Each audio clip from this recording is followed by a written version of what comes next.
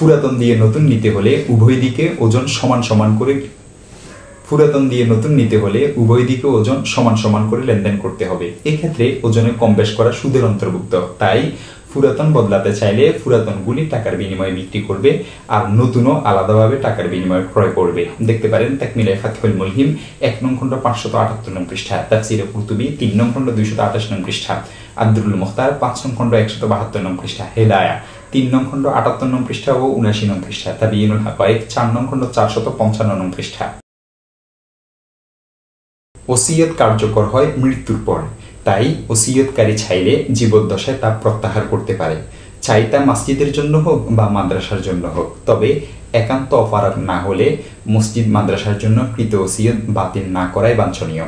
দেখতে পারেন আল মুহিতুল বুরহানি 22 নং খণ্ড 428 নং পৃষ্ঠা, আব্দুল মুখতার 6 নং খণ্ড 658 নং পৃষ্ঠা। আরও দেখতে পারেন ফাতাওয়ায়ে তাতারখানিয়া 20 নং খণ্ড 3 নং পৃষ্ঠা। প্রাপ্তবয়স্ক ব্যক্তি হজ ফরজ হওয়ার আগে অন্যের অর্থায়নে নিজের পক্ষ থেকে হজ আদায় করলে নিজের ফরজ হজ আদায় হয়ে যায়, তাকে পুনরায় ফরজ হজ আদায় করতে হয় না।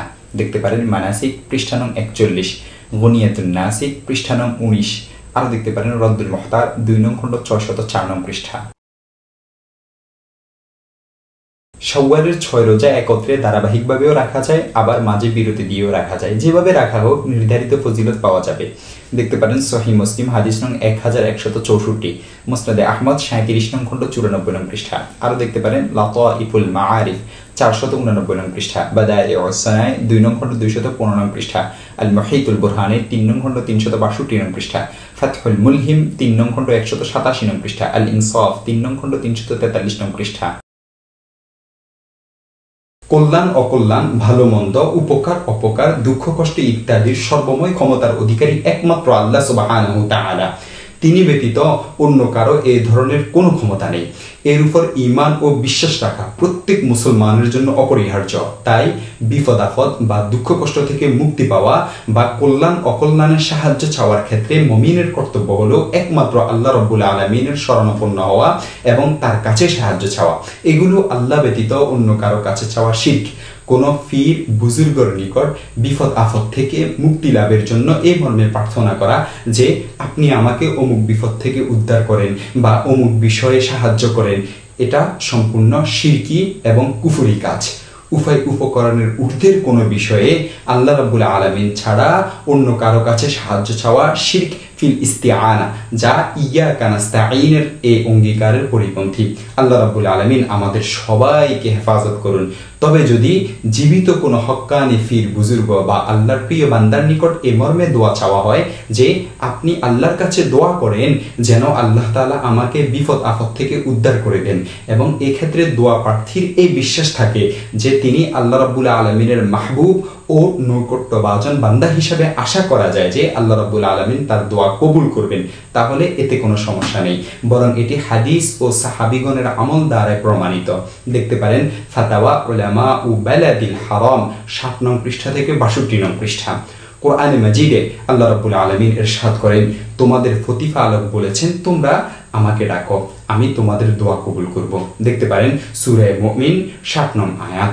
অন্যত্র ইরশাদ হয়েছে, আল্লাহ রাব্বুল আলামিন ইরশাদ করেছেন, বলে দাও আমি মুহাম্মদ সাল্লাল্লাহু আলাইহি ওয়াসাল্লাম তোমাদের কোনো ক্ষতি করার ইখতিয়ার রাখি না এবং কোনো উপকার করারও না।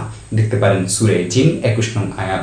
অপর এক আয়াতে আল্লাহ রাব্বুল আলামিন ইরশাদ করেছেন, আল্লাহ যদি তোমাকে কোনো কষ্ট দেন তবে এমন কেউ নেই তিনি ছাড়া যে তা দূর করবে, আর তিনি যদি তোমাকে কোনো মঙ্গল দেওয়ার ইচ্ছা করেন, তোমার কোনো মঙ্গলের ইচ্ছা করেন, তবে এমন কেউ নেই যে তার অনুগ্রহ রদ করবে। তিনি নিজ বান্দাদের মধ্যে যাকে ইচ্ছা অনুগ্রহ করেন, তিনি অতি ক্ষমাশীল পরম দয়ালু। সূরা ইউনুস 107 নং আয়াত। আব্দুল্লাহ ইবনে আব্বাস রাদিয়াল্লাহু তাআলা আনহুমা বলেন, রাসূল সাল্লাল্লাহু আলাইহি ওয়াসাল্লাম আমাকে সম্বোধন করে বলেছেন, হে বৎস, তুমি যদি কোনো কিছু চাও তবে আল্লাহর নিকট চাও, আর যদি সাহায্য প্রার্থনা করো তবে আল্লাহর কাছে সাহায্য প্রার্থনা করো। জেনে রাখো, যদি সকল মানুষ সংঘবদ্ধভাবে তোমার উপকার করতে চায় তবে তারা ততটুকুই উপকার করতে পারবে যতটুকু আল্লাহ রাব্বুল আলামিন তোমার জন্য লিখে রেখেছেন। আর যদি তারা তোমার ক্ষতি সাধন করতে চায় তবে ততটুকু ক্ষতি করতে পারবে যতটুকু আল্লাহ নির্ধারণ করে রেখেছেন। দেখতে পারেন জামিউত তিরমিজি হাদিস নং 2516, মুসনাদে আহমদ হাদিস নং 2669, তাফসীরে রুহুল মাআনি 6 নং খণ্ড 128 নং পৃষ্ঠা, আল বাহরুর রাইক 2 নং খণ্ড 298 নং পৃষ্ঠা, হাশিয়াতুত তাহতাবি আলাল মারওয়াকি পৃষ্ঠা নং 378। মৃত ব্যক্তির ইসালে থাওয়াবের জন্য কোরআনে মাজিদ খতম করে বা কোরআনে মাজিদের কোনো সূরা তিলাওয়াত করে কোনো ধরনের বিনিময় গ্রহণ করা জায়েজ নেই। নির্ভরযোগ্য বর্ণনা এসেছে সাহাবী আব্দুর রহমান ইবনে শিবিলি রাদিয়াল্লাহু তাআলা আনহু থেকে বর্ণিত, রাসূলুল্লাহ সাল্লাল্লাহু আলাইহি ওয়াসাল্লাম ইরশাদ করেছেন, তোমরা কোরআনের বিনিময় গ্রহণ করো না এবং এর দ্বারা আয় বৃদ্ধির চিন্তা করো না। মুসনাদে আহমদ হাদিস নং 15529 দেখতে পারেন। অন্য বর্ণনা এসেছে সাহাবী ইমরান ইবনে হুসাইন রাদিয়াল্লাহু তাআলা আনহু থেকে বর্ণিত, তিনি বলেন, আমি রাসূল সাল্লাল্লাহু আলাইহি ওয়াসাল্লামকে বলতে শুনেছি, তোমরা কোরআন পড়ো এবং বিনিময় আল্লাহ তাআলার কাছে চাও। তোমাদের পর এমন জাতি আসবে যারা কোরআন পড়ে এর বিনিময় মানুষের কাছে চাবে। দেখতে পারেন মুসনাদে আহমদ হাদিস নং 19917। আরেক বর্ণনা এসেছে তাবিঈ জাযান রাহমাতুল্লাহি আলাইহি বলেন যে ব্যক্তি কোরআন পড়ে মানুষ থেকে বিনিময় গ্রহণ করে সে যখন হাসরের মাঠে উঠবে তখন তার চেহারায় গোশত থাকবে না, শুধু হাড্ডি থাকবে। মুসান্নিফে ইবনে আবি শাইবা হাদিস নং 7824। আরো দেখতে পারেন মুসান্নিফে আব্দুর রাজ্জাক হাদিস নং 19444, মুসান্নিফে ইবনে আবি শাইবা হাদিস নং 30634, ফাতহুল বারি 8 নং খণ্ড 719 নং পৃষ্ঠা। আরো দেখতে পারেন মাজমাউস যাওয়ায়েদ 7 নং খণ্ড 347 নং পৃষ্ঠা, তানকিহুল ফাতাওয়াল হামিদিয়া 2 নং খণ্ড 137 নং পৃষ্ঠা, ফাতাওয়ায়ে তাতারখানিয়া 20 নং খণ্ড 53 নং পৃষ্ঠা। অবশ্য কোন দুনিয়াবি উদ্দেশ্যে যেমন রোগ ব্যাধি থেকে আরোগ্য লাভ করা, বিপদ আপদ দূর হওয়া বা ঘরে বরকতের জন্য কোন সূরা তেলাওয়াত করে বা কোরআনে মাজিদ খতম করে বিনিময় নেওয়ার অবকাশ আছে। সহিহ বুখারীর এক বর্ণনায় আছে, হযরত আব্দুল্লাহ ইবনে আব্বাস রাদিয়াল্লাহু তাআলা আনহুমা বলেন, সাহাবীদের একটি জামাত জলাশয়ে বসবাসকারী একটি গোত্রের পাশ দিয়ে যাচ্ছিলেন।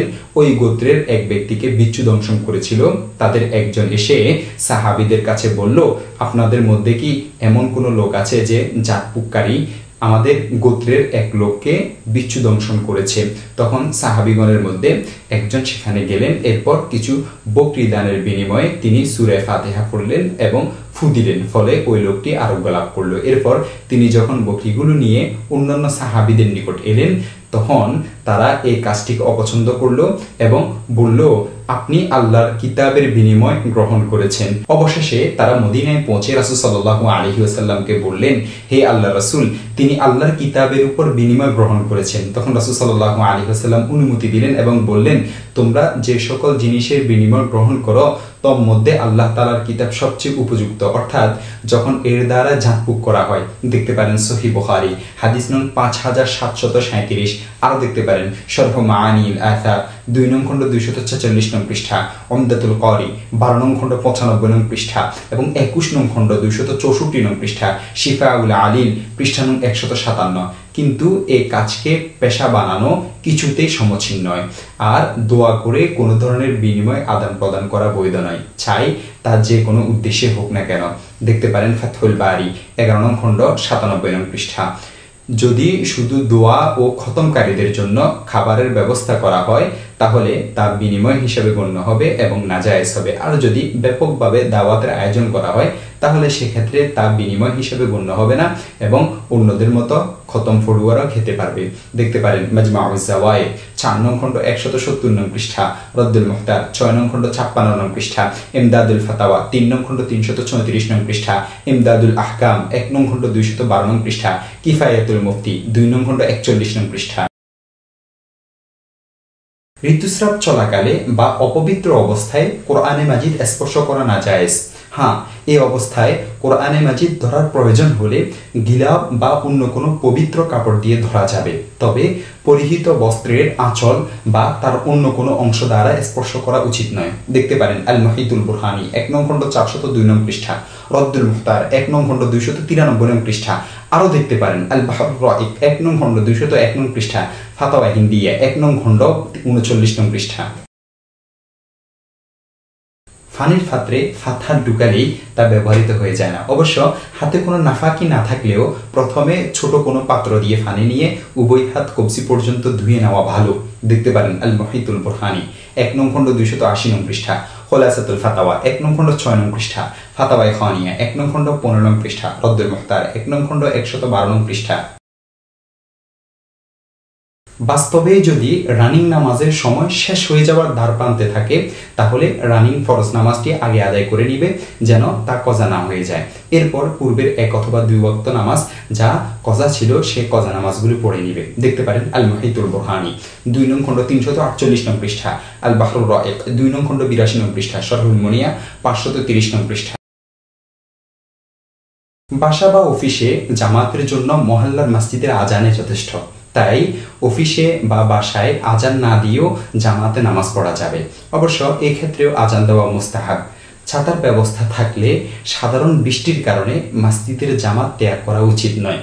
কেবল প্রবল বর্ষণের ক্ষেত্রেই মসজিদের জামাতে উপস্থিত না হওয়ার অনুমতি আছে। দেখতে পারেন মুসান্নিফে ইবনে আবি শাইবা 2 নং খণ্ড 359 নং পৃষ্ঠা, মাবসুদ সারাখসির 1 নং খণ্ড 133 নং পৃষ্ঠা, আল বাহরুর রাইক 1 নং খণ্ড 265 নং পৃষ্ঠা, ফাতাওয়ায়ে খানিয়া 1 নং খণ্ড 78 নং পৃষ্ঠা।